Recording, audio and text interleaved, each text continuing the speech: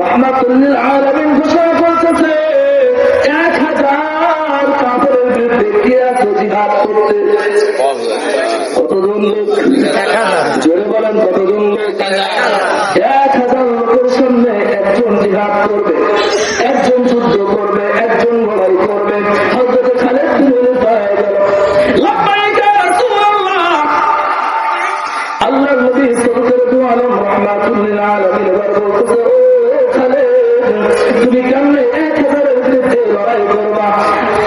হযরত খালিদ বিন Walid রাদিয়াল্লাহু তাআলা আনহু বলেন, ইয়া রাসূলুল্লাহ, হাবিবাল্লাহ, 1000 কাফের কেন?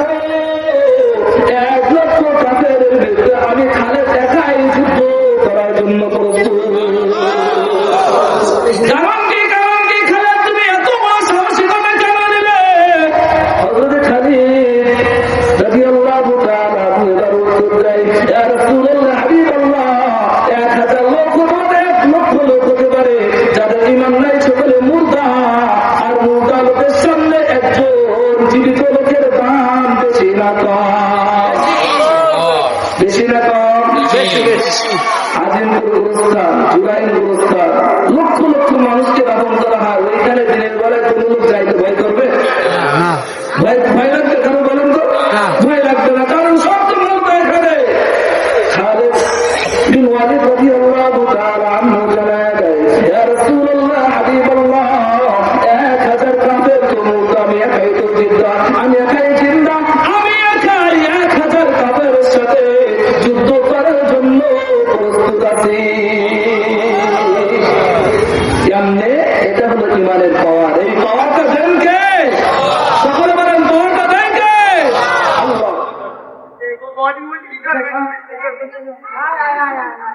وعلى ربهم يتوكلون।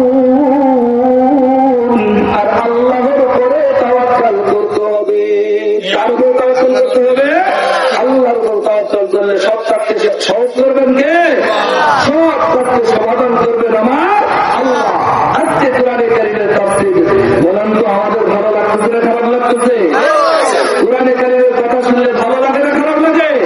কিছু মানুষ মনে হয় এখনো জানে না যেখানে কোরআনে কারীমের তাফসীর হচ্ছে, তাফসীরুল কোরআন মাহফিল হচ্ছে। আমরা একটু জানাই দিই প্রভু সকলকে, লিল্লাহি তাকবীর।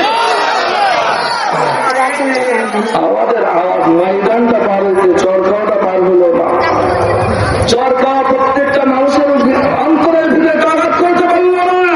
হযরত শাহজালাল রাহমাতুল্লাহ আলাইহি দর গোবিন্দর ওই মজবুত দিলে তারা খেলার সামনে গিয়ে শুধু তাকবীর ধরে দিতে দেরি হয়েছে। আল্লাহু আকবার, লিল্লাহি তাকবীর। এই দর গোবিন্দর বিল্ডিংকে ভাসাতে একটা সেকেন্ডের দেরি করে নাকি আল্লাহ। মুসলমানদের তাকবীরের ধ্বনির দাম আছে না নেই? আমাদের আমরা এখন সকলে মুসলমান নাকি ইমানদার কিনা? আমরা সকলে আল্লাহর রহমতের ভিতরে আছে কিনা? সেই আল্লাহকে দেখাই দিতে পারবো না ইনশাআল্লাহ? লিল্লাহি তাকবীর। জিন্দাবাদী দেশবাসী, জিন্দাবাদী দেশবাসী, আইরে ছুটে